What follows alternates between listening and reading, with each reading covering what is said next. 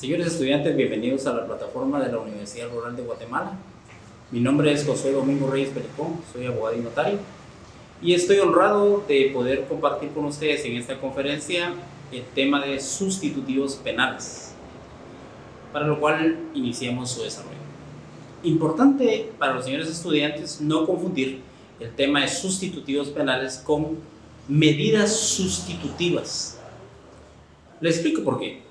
Los sustitutivos penales son aquellas penas alternativas que los jueces pueden imponer en el momento de dictar sentencia como sustitución de una pena principal de prisión. La medida sustitutiva es una medida que lo que pretende es sustituir esa medida de coerción personal para que el individuo no sufra la prisión en el momento de la etapa preparatoria, la etapa intermedia hasta llegar a debate.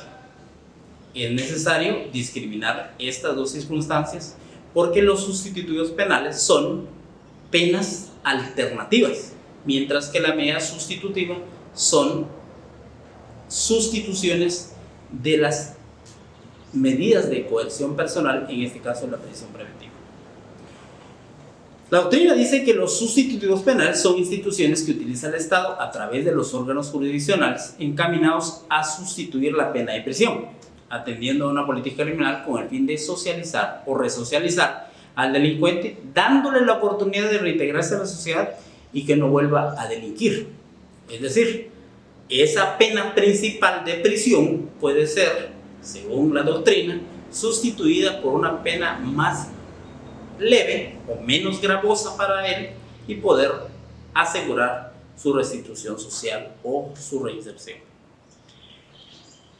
La doctrina recomienda sustitutivos penales restrictivos de libertad, es decir, para sustituir la pena de prisión, la doctrina establece 4 posibilidades.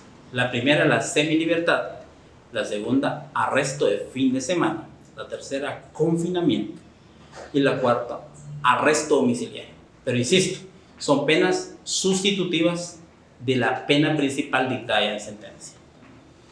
En el caso de los sustitutivos penales no privativos de libertad, es decir, cuando la libertad no es la pena principal, la doctrina recomienda que pueden ser sanciones pecuniarias, es decir, penas económicas como la multa, el extrañamiento de destierro o el destierro, la expulsión del país donde está siendo juzgado, la amonestación, el simple regaño, la llamada detención institucional, que es la amonestación, la condena condicional, es decir, se impone la condena, pero hay ciertas circunstancias que permiten que no la cumpla si se cumplen esas condiciones, la probation y la parole.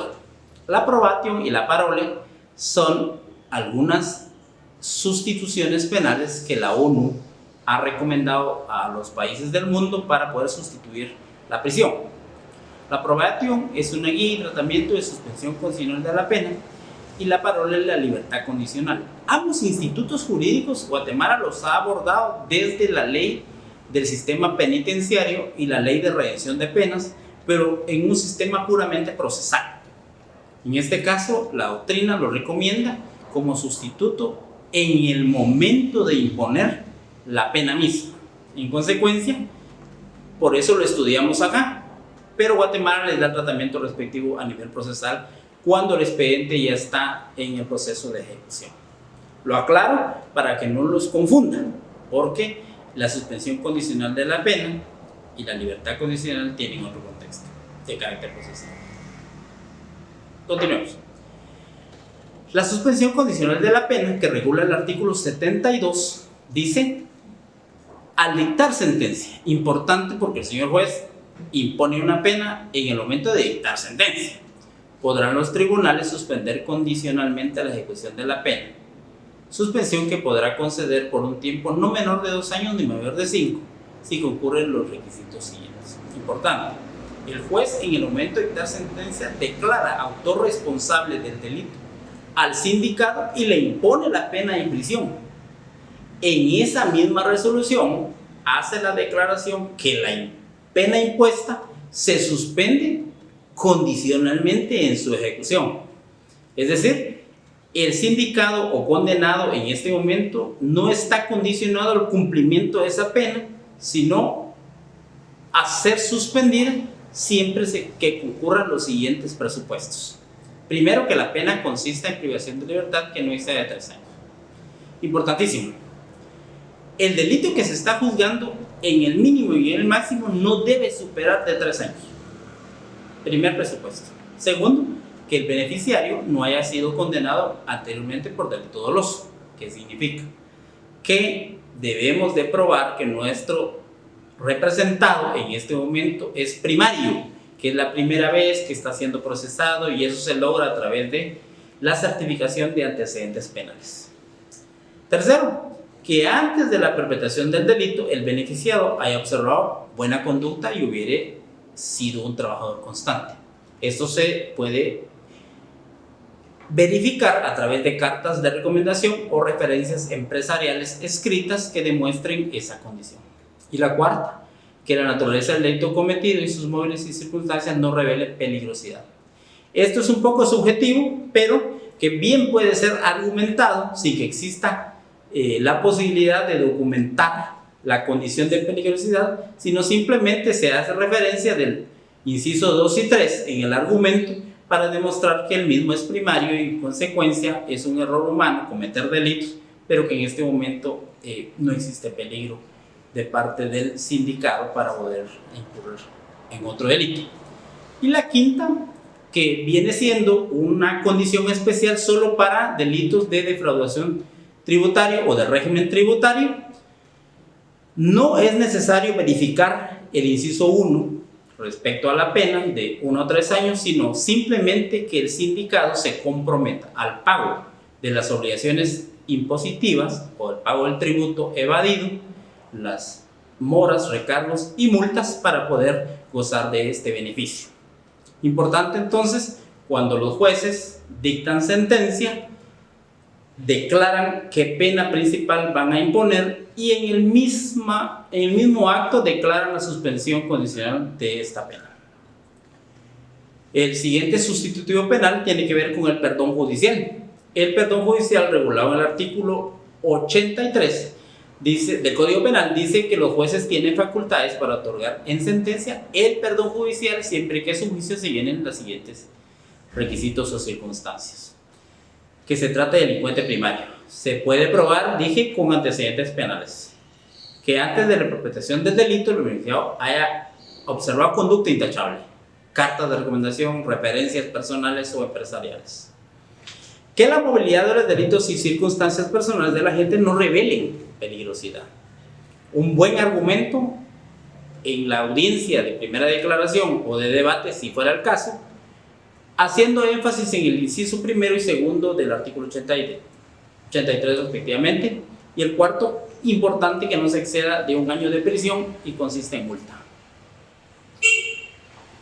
Compañeros, importante es que estos atestados y estas peticiones de sustitutivos penales se soliciten en audiencia para resolverse en sentencia. No hay que equivocarse y llegar o pedir una audiencia posterior que se haya dictado sentencia y pedir un sustitutivo porque ya se llevan los atestados, porque el momento procesal ha pasado.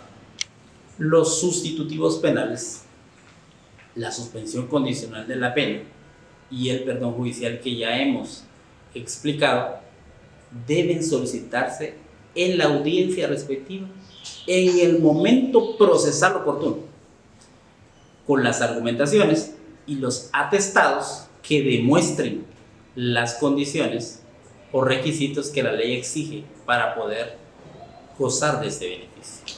Importante, no debe de solicitarse ningún sustitutivo de la pena en audiencias posteriores de haber sido notificada la sentencia condenadora. Debe de solicitarse en la audiencia en la que se va a resolver la situación jurídica del sindicado que se sustituya la pena o que se beneficie con algún sustitutivo penal. En este caso, la suspensión condicional de la pena. Se dicta autor responsable, pero se ordena suspender el cumplimiento de la misma. en el perdón judicial se dicta la pena condenatoria como autor responsable, pero se declara que se le perdona judicialmente por haber llenado los requisitos y condiciones que la ley exige. Y en el caso de la libertad condicional, el artículo 79 dice: la libertad condicional se acordará en resolución que expresará las condiciones que se imponen al favorecido, consistentes en la sujeción a alguna o algunas medidas de seguridad, mientras que deben estar acompañadas con el dispositivo de control telemático, salvo en virtud de que las pruebas que se presenten a criterio del juez no sean convenientes aplicarse en el mismo. Esta es una reforma que ha sufrido el artículo 79 respecto a la libertad condicional, porque ahora tenemos dispositivos telemáticos y hay que llenar ciertas circunstancias que el artículo 78 del Código Penal exige. El artículo 78 dice: la Corte Suprema de Justicia tiene facultad de acordar la libertad condicional previa información que al efecto se tramitará ante el patronato de cárceles y liberados o de instituciones que a su vez. Importante decirles que la libertad condicional es una institución jurídica que está regulada en la ley del sistema penitenciario y la ley de redención de penas, y es un tema puramente procesal que está regulado como sustitutivo penal, pero en realidad es posterior a la pena ya dictada en sentencia, y normalmente es cuando se está ejecutando la misma en un sistema penitenciario y lo autoriza un juez de ejecución. Preguntas importantes que necesito que cumpla usted en su investigación documental y técnica. Defina qué es un sustitutivo penal. ¿Cómo clasifica la doctrina los sustitutivos penales? ¿Cómo clasifica el Código Penal los sustitutivos penales?